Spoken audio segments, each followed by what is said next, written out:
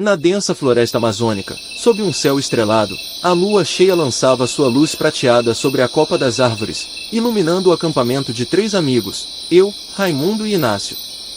Estávamos ali em busca de aventura, ignorantes dos perigos que nos cercavam naquela noite fatídica. Montamos nossa barraca em um claro entre as árvores. O fogo crepitante era nossa única fonte de conforto em meio à escuridão opressiva da floresta. Raimundo e Inácio riam alto, contando histórias enquanto eu preparava o jantar. Mas, de repente, um uivo ecoou pela mata, congelando nossos sorrisos e fazendo nossos corações dispararem. "O que foi isso?" perguntou Raimundo, seus olhos arregalados de temor. Inácio riu nervosamente. "Deve ser só um lobo, relaxem." Mas eu sabia que não era um simples lobo.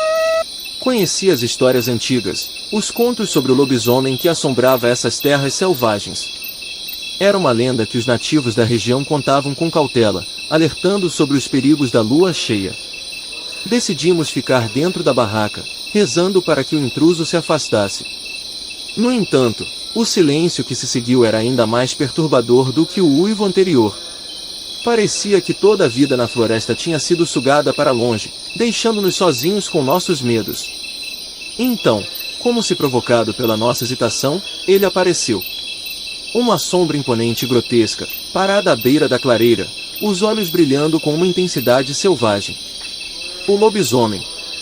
O pânico nos consumiu enquanto ele avançava em direção à nossa barraca. Raimundo agarrou um machado, Inácio empunhou uma faca e eu peguei um pedaço de pau, desesperados para nos defender. A batalha que se seguiu foi brutal e caótica.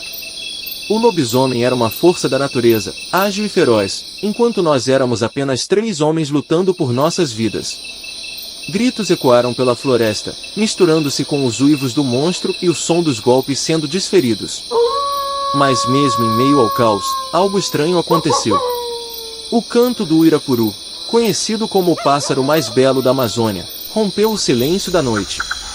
Era um som celestial, um contraponto à violência que nos cercava. Por um momento, parecia que até mesmo o lobisomem pausou, como se cativado pela melodia. Foi o suficiente para nos dar uma vantagem momentânea. Raimundo desferiu um golpe certeiro com seu machado, cortando a perna do monstro. Inácio aproveitou a oportunidade para cravar sua faca no peito da criatura, enquanto eu batia sem piedade com meu pedaço de pau. O lobisomem urrou de dor e desespero, recuando para a escuridão da floresta.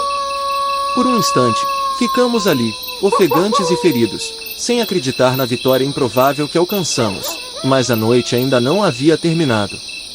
A lua cheia continuava a brilhar implacavelmente, como se zombasse de nossa angústia.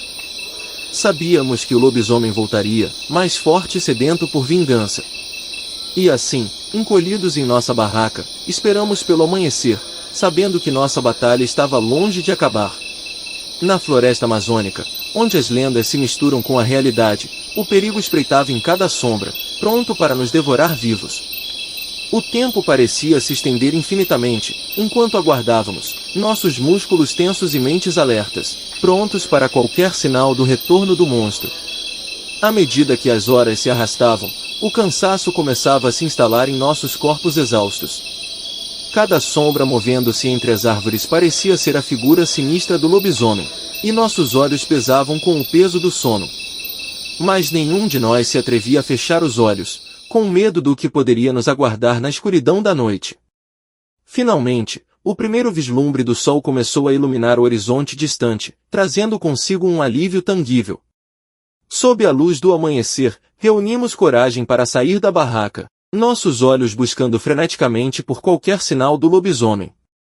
Mas a floresta estava estranhamente quieta, como se a batalha da noite anterior fosse apenas um sonho distante. Com um suspiro de alívio, começamos a desmontar o acampamento, determinados a deixar para trás aquela noite de terror. Mas enquanto caminhávamos pela trilha que nos levaria de volta à civilização, uma sensação persistente de que não estávamos completamente seguros ainda ecoava em nossas mentes. Na floresta amazônica, os perigos eram muitos e as histórias antigas nunca morriam verdadeiramente. Agora se inscreva no canal e deixe o gostei se não vou atrás de tu, cabra.